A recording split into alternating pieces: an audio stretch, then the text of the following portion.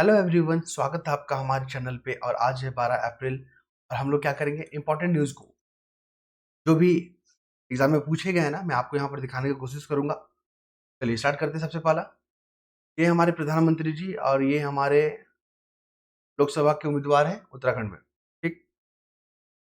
हिंदू धर्म को तबाह करने का प्रयास करने वालों को सबक सिखाएगी। कुल मिलाकर इस आर्टिकल को पढ़ेंगे तो जिस तरह ने कांग्रेस ने जो है ठुकराया था, रामलला मंदिर का जो उद्घाटन होना था, ठीक है, उन्होंने जो है आमंत्रण को ठुकराया था। दूसरा कि आर्टिकल 370 को जो है खत्म करने को लेकर जो उन्होंने विरोध किया था। फिर ट्रिपल तलाक के मामले में इन्होंने विरोध किया था, है ना। वन रैंक वन पेंशन के मामले में विरोध किया था। कुल मिलाकर ये आर्टिकल है। ठीक है। क्वेश्चन याद रखिएगा। देखिए धारा जो है, धारा 370, पता है आपको, जम्मू कश्मीर से जुड़ा हुआ है। आपने सीपीआई देखा है ना, सीपीआई जो कम्युनिस्ट पार्टी ऑफ इंडिया है, उसका मैनिफेस्टो आप पढ़ोगे तो उसमें लिखा हुआ है कि अगर हम सत्ता में आते हैं तो हम 370 को फिर से लागू करेंगे। मतलब समझ रहे हैं, उनका मैनिफेस्टो में है कि फिर से आतंकवाद को बढ़ाना, फिर से अलगाववाद को बढ़ाना, इन तमाम चीज़ों को वो फिर से वो करवाना चाहते हैं, सीपीआई। ठीक है। तो यहाँ पे याद रखिएगा, जो ट्रिपल तलाक जो मुद्दा है ना, 370 है, वन रैंक वन पेंशन, ये न्यूज़ में काफ़ी है। तो प्रश्न बनाए जा सकते हैं, मेंस में ये सब क्वेश्चन बनेगा आपका। ठीक है, याद रखिएगा। और यहाँ पे इंपॉर्टेंट और जो मुझे नज़र आ रहा है, प्रधानमंत्री के अपॉइंटमेंट को लेकर आपको बता दें, प्रधानमंत्री का अपॉइंटमेंट कौन करते हैं? राष्ट्रपति करते हैं। तो पूछा गया आपका पहला फैक्ट। दूसरा याद रखिएगा, अभी जो लोकसभा का इलेक्शन हो रहा है ना, लोकसभा का जो इलेक्शन हो रहा है उसमें हम प्रधानमंत्री को चुनते नहीं है, हम लोग लोकसभा के मेंबर को चुनते हैं। किसको चुनते हैं? लोकसभा के मेंबर को। और जो पार्टी जिसको ज्यादा वोट मिलती है वो अपने जो है ना, अपने अपने जो है जो मेंबर में से ही जो है राष्ट्रपति प्रधानमंत्री के चेहरा को क्या करते हैं, बताते हैं। तब जाकर राष्ट्रपति उनको क्या करते हैं, अपॉइंट करते हैं कि ये हमारे उम्मीदवार है राष्ट्रपति के। ठीक, माफ कीजिएगा, प्रधानमंत्री के। आगे बढ़े हम लोग। जो एग्जाम में क्वेश्चन पूछा गया है मैं उसी को लेकर यहाँ पे बात करूंगा। देखिए, मशहूर फुटबॉल खिलाड़ी हॉलीवुड के अभिनेता ओजे सिम्पसन। क्वेश्चन पूछेगा कि खबरों में रहे ओजे सिम्पसन, ठीक है, ये कौन थे, इनका किस क्षेत्र से संबंधित है, किस क्षेत्र से जुड़े हुए थे? ये फुटबॉल प्लेयर थे और फिर ये जो है अभिनय से भी जुड़े हुए थे। याद रखिएगा, क्या नाम है? ओजे सिम्पसन। का देहांत हो गया है कैंसर के कारण। फिर बात करेंगे यहाँ पे, आगे बात करेंगे जो मुझे महत्वपूर्ण नजर आ रहा है। दो फैक्ट मैंने बताया आपको। इसका क्या है, क्या भारत की जो जीडीपी है ना, वृद्धि दर 7% रहेगी। कौन बोल रहा है? Asian development bank. याद रखिएगा, एशियन डेवलपमेंट बैंक जो बोल रहा है, भारत का जो ग्रोथ रेट रहेगा ना, 7% रहेगा। ये स्टेटमेंट बना के पूछने की संभावना है, आप उसको याद रखिएगा। दूसरा आपको बता दें, एक रिपोर्ट निकालती है एशियन डेवलपमेंट बैंक, उसका नाम है एशियन डेवलपमेंट आउटलुक। एडीबी जो है ना, एक क्या निकालती है, एक इंडेक्स निकालती है, एशियन डेवलपमेंट आउटलुक। और एशिया और प्रशांत क्षेत्र में एक प्रमुख इंजन बना रहेगा। क्लियर है? भारत की जीडीपी वृद्धि दर 7% रहेगी। एप्पल ने भारत के उपयोग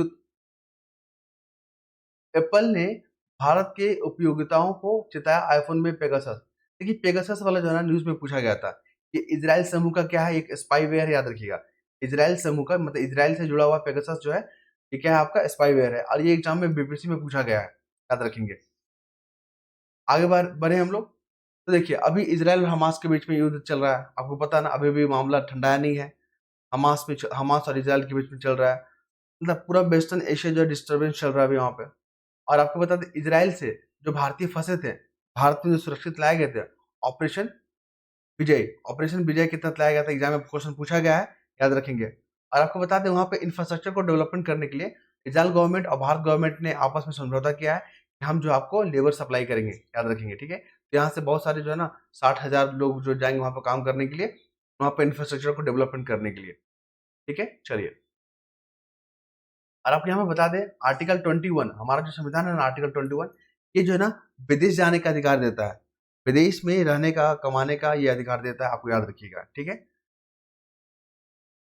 और इसके बाद जो मुझे, हाँ, ये ब्रिटेन के जो है ना हाई कमिश्नर, उच्चायुक्त लिंडी कैमरून, अब ये भारत में अपॉइंट हुए हैं। मतलब ब्रिटेन के हाई कमिश्नर हैं, वो कहाँ होंगे अभी कौन होंगे? Lindy Cameroon. वनडे एग्जाम में पूछा जा सकता है।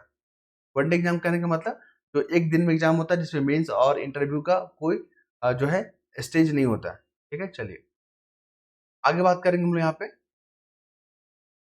इंपॉर्टेंट फैक्ट के बारे में। तो देखिए, चुनाव चिन्ह वगैरह जो होता है, इलेक्शन अभी चल रहा है, तो चुनाव चिन्ह का आवंटन करने का अधिकार किसको है? इलेक्शन कमीशन को, याद रखिएगा ये क्वेश्चन पूछा गया है। इलेक्शन कमीशन का क्या क्या कार्य है? तो मतदाता सूची को तैयार करना, फिर आपका चुनाव चिन्ह का आवंटन करना, ये सब जो है इनके कार्य होते हैं। आगे हम लोग डिटेलिंग देखेंगे और उसके बाद हम लोग आगे बात करेंगे तो हमें क्या देखने को मिल रहा है। अभी जो देखने को मिल रहा है मुझे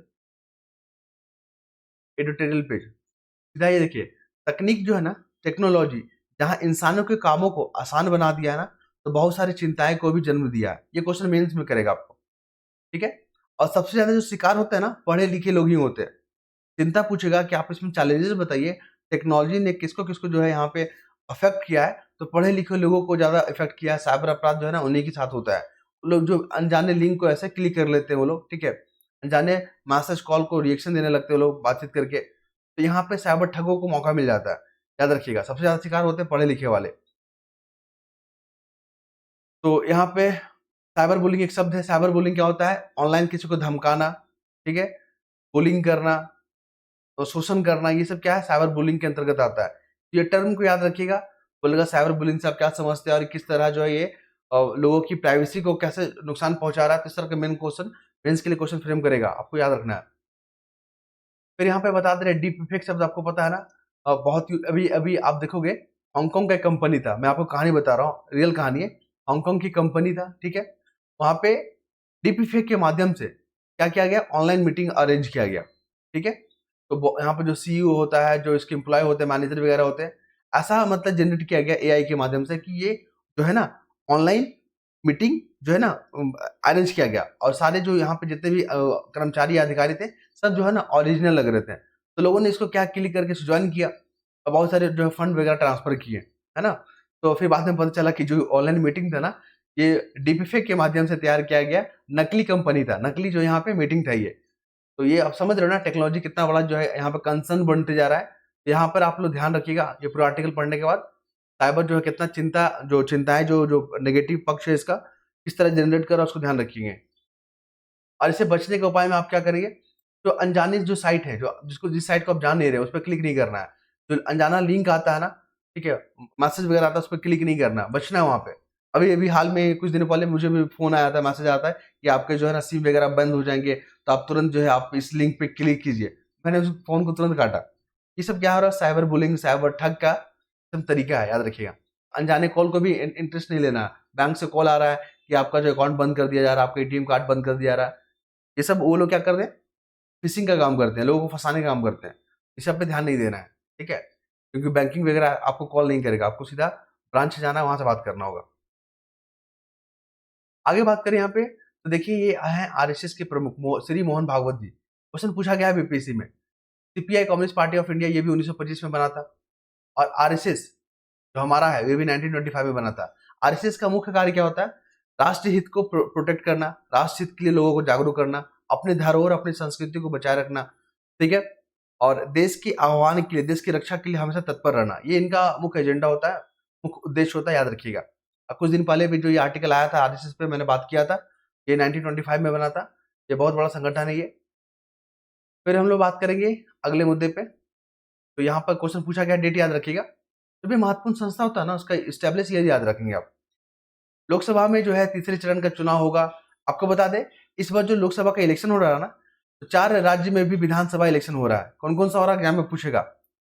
अरुणाचल प्रदेश पहला हो गया, आंध्र प्रदेश, ओडिशा और सिक्किम।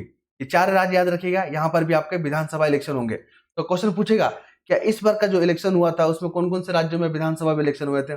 4-5 ऑप्शन दे देगा और आपसे पूछ लेगा। तो ध्यान रखिएगा, ये सब क्वेश्चन जो है बीपीएससी खासकर यूपीपीएससी से बहुत पूछेगा। उसके बाद आते हैं हम लोग अगले मुद्दे पे, तो हमें देखने को मिलता है कांग्रेस बोल रही है कि अगर हम सरकार में आएँगे तो अग्निपथ योजना को जो है खत्म कर देंगे। देखिए, अग्निपथ योजना लाने का मकसद ये था कि जो हमारे जो बॉर्डर होते हैं ना, जो इंटरनेशनल जो बॉर्डर है वहाँ पे जो जो तैनात है हमारे आर्मी, हमारी जो सेना तैनात है, उनमें यंग ब्लड हो उसमें, ठीक है? क्योंकि उनको जो है चाइना जैसे देख रहे हैं ना, कॉन्फ्लिक्ट हुआ था, अभी भी चल रहा है। तो वो लोग क्या कर रहे हैं, अगर हमारा एज ग्रुप जो है ना वहाँ पे कम रहेगा, ठीक है?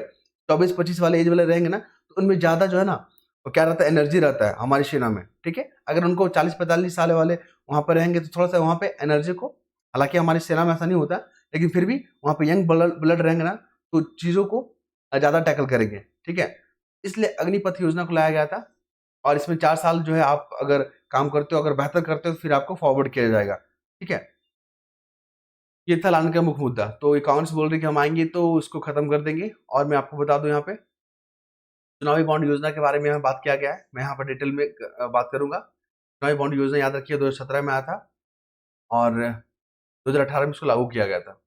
आगे बढ़े हम लोग, तो आगे बढ़ने पर हमें क्या देखने को मिल रहा है? देखिए, भाजपा जो है हिंदू और मुसलमानों के बीच में भेदभाव नहीं करती। बिल्कुल, देखिए, जितना हिंदुओं का राइट है ना भारत में, उतना मुस्लिम का राइट है और अदर समुदाय के भी राइट है। ऐसा नहीं है कि जो देश हित में सोचेगा, जो देश के लिए काम करेगा, वो भारतीय कहलाएगा। इस तरह का यहाँ पे आपको देखने को मिल रहा है आर्टिकल में। कुल मिलाकर यहाँ पे याद रखिएगा, एक राष्ट्र एक चुनाव, ये न्यूज़ में आ गया है और आपको बता दें, इसके लिए कमिटी बैठा था, जो पूर्व राष्ट्रपति थे हमारे, पूर्व राष्ट्रपति हैं रामनाथ कोविंद जी के, उनके नेतृत्व में कमिटी बैठा है, याद रखिएगा, वन इलेक्शन वन चुनाव के रिपोर्ट सौंपने के लिए। पहला हो गया। दूसरा बात बता दें आपको, उज्ज्वला योजना। देखिए, अभी जो है स्टेट पीसीएस एग्जाम हुआ था, झारखंड पब्लिक सर्विस कमीशन, उसमें पीएम कुसुम योजना पूछ दिया था। किस क्षेत्र से संबंधित है? उसी तरह उज्ज्वला योजना पूछ देगा। तो ये एलपीजी कनेक्शन से जुड़ा हुआ है, ठीक है? तो एलपीजी कनेक्शन आपको पता है ना, ये मेंस में भी क्वेश्चन पूछेगा कि किस तरह जो है यहाँ पे महिलाओं को सशक्त करने में, उनके स्वास्थ्य में सुधार करने के लिए, ठीक है? और उनकी हेल्थ पे जो है सकारात्मक प्रभाव डालने के लिए उज्ज्वला योजना किस तरह इम्पोर्टेंट रोल अदा करेगा, आप अपना कमेंट करिए, चर्चा करें, कुछ भी पूछता है, ठीक है? याद रखिएगा। आपको बता दें, अभी हमारा वर्तमान जो अ, अर्थव्यवस्था है, भारतीय अर्थव्यवस्था है, वो 5th नंबर पे है। कितना है? 5th नंबर पे है। ये सब फैक्ट जो है ना पूछे जाएँगे, ध्यान रखना आपको। फिर आगे आते हैं तो हमें क्या देखने को मिल रहा है? एसबीआई बोल रही है कि अब हम जो है ना, चुनावी बॉन्ड योजना के बारे में जो खुलासा नहीं करेंगे, क्योंकि हमने जो है चुनावी बॉन्ड योजना के समय वायदा किया था कि आपका जो है किसी भी हालत में आपका जो है विवरण खुलासा नहीं करेंगे। देखते हैं आगे क्या होता है। सुप्रीम कोर्ट ने यहाँ पर तो बोले हैं और सुप्रीम कोर्ट का फैसला तो मानना ही पड़ेगा आपको। आगे बात करें, चीनी ने जो है अमेरिका कंपनी पर लगाया प्रतिबंध। कुल मिलाकर जो 187 जो द्वीप है ना, वो चाइना जो है, चाइना और वियतनाम के बीच में क्या है, ताइवान के बीच में क्या है, विवादित द्वीप है। वो चाइना बोलता है कि मेरा वाला ये आइलैंड है, 187 द्वीप, याद रखिएगा। आगे चले हम लोग। तो राष्ट्रीय बाल अधिकार संरक्षण आयोग ने कहा कि शिक्षा के अधिकार में आने वाले सभी स्कूलों के पाठ्यक्रम में एकरूपता हो। देखिए, एजुकेशन में अगर अ, एकरूपता हो ना तो सही रहता है, ठीक है? तो इस पे बात किया गया है। आपको बता दें, राष्ट्रीय बाल अधिकार जो संरक्षण जो आयोग है ना, ये कॉन्स्टिट्यूशनल बॉडी नहीं है, इसके संविधान में जिक्र नहीं है, इसको एक्ट के माध्यम से बनाया गया है।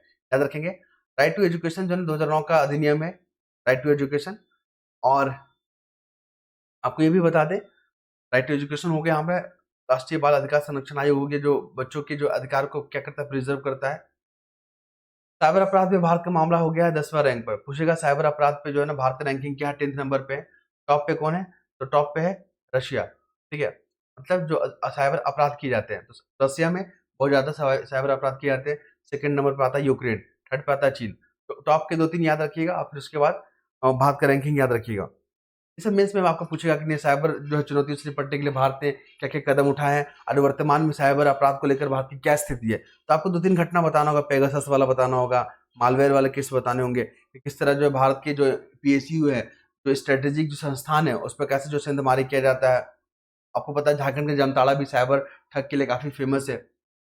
इस तरह के एग्जाम्पल आपको देना होगा और यहाँ पे रैमसवेयर हो गया, क्रेडिट कार्ड चोरी हो गया, घोटाला वगैरह, साइबर अपराध वगैरह, ये सब जो देखने को मिलता है।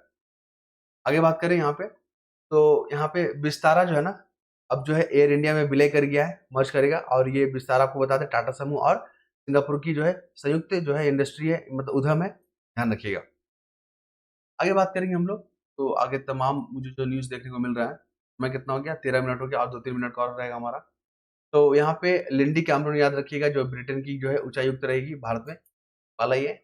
और यूक्रेन, देखिए, बिहार में इस तरह के प्रश्न पूछे जाते हैं, जो ऐसा जो है, जो अन्य देशों में कुछ ऐसे एक्ट या बिल जो पास हो जाते हैं, जो विवादित रहता है, वो पूछता है। जैसे कि यूक्रेन जो है ना, सेना में अनिवार्य भर्ती के लिए जो है ना, अपना कानून को मंजूरी दिया है।